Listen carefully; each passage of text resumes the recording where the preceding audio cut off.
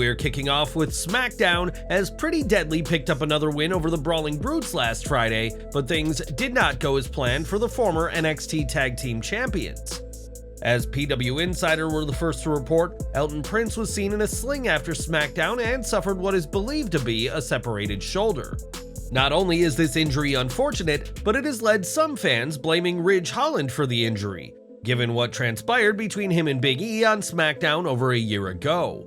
In a tweet, Holland said that Prince's injury occurred due to a wonky landing from a pounce, and it had nothing to do with the belly-to-belly suplex he delivered during the match. Holland also wished Prince a speedy recovery, but perhaps someone spoke to Holland, as this tweet was deleted and his account later deactivated.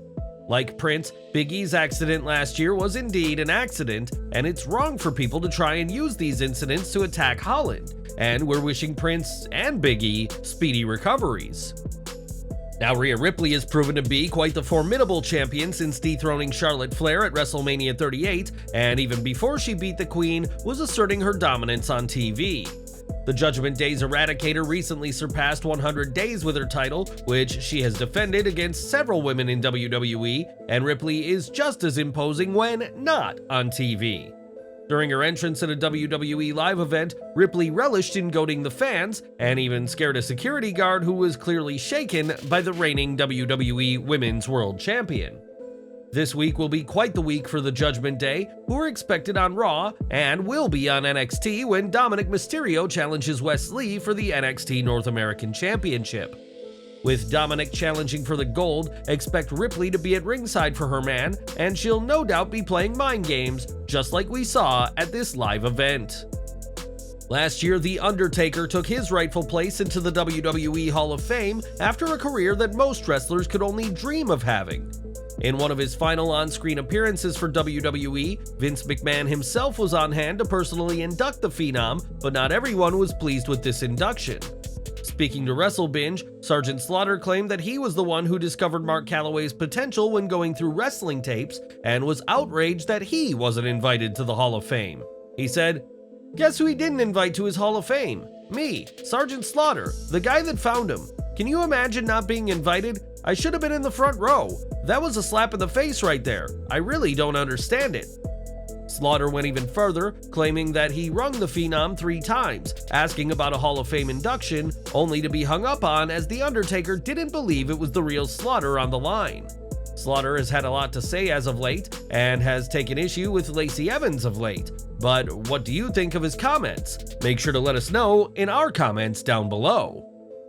In WWE, AEW, and other promotions, Jon Moxley has proven to be an excellent professional wrestler, but recently, the former world champion won gold in a much different environment.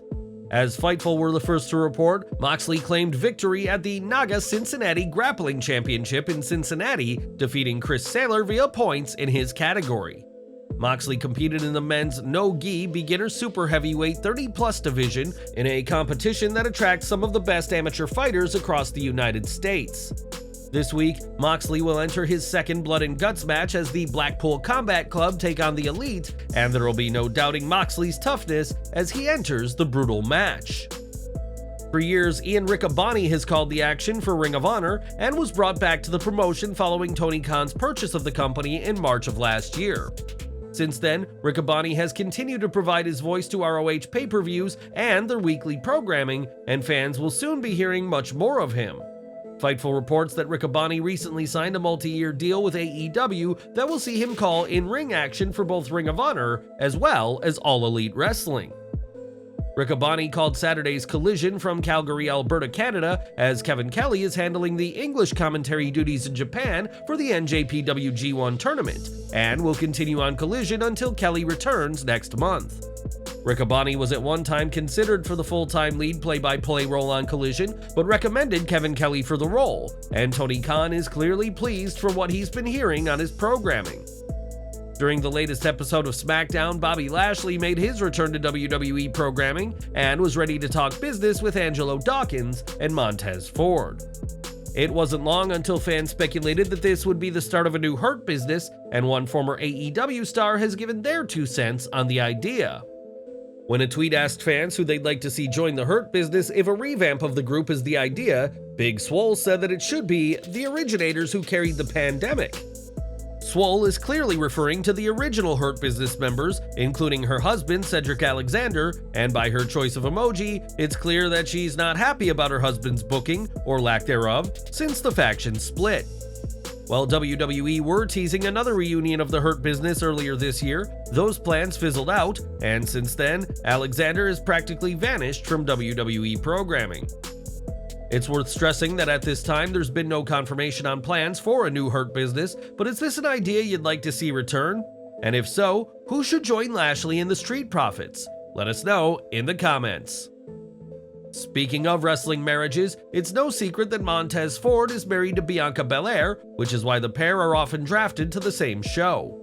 This past week, the couple sat down with USA Today and outlined a couple's goal that the pair share.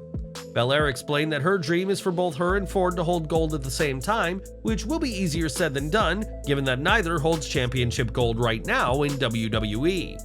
With that said, Belair is currently in the hunt for the WWE Women's World Championship, and many expect it's just a matter of time before the Profits get another shot at the tag titles, and time will tell if the EST's couple dream ever comes true.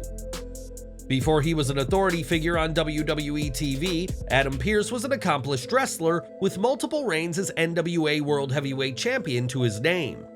It's been nearly 9 years since Pearce last competed in a fully fledged match, and this week, the Scrap Daddy refuted a long-standing claim about his career. Taking to Facebook, Pearce refuted the belief that he retired because of injuries in 2014 and said that he instead stepped away from the ring because he felt he could be more useful in another role. Pearce has proven to be just that, as when not on WWE TV, he helps backstage as a producer and has been praised for his work on multiple occasions.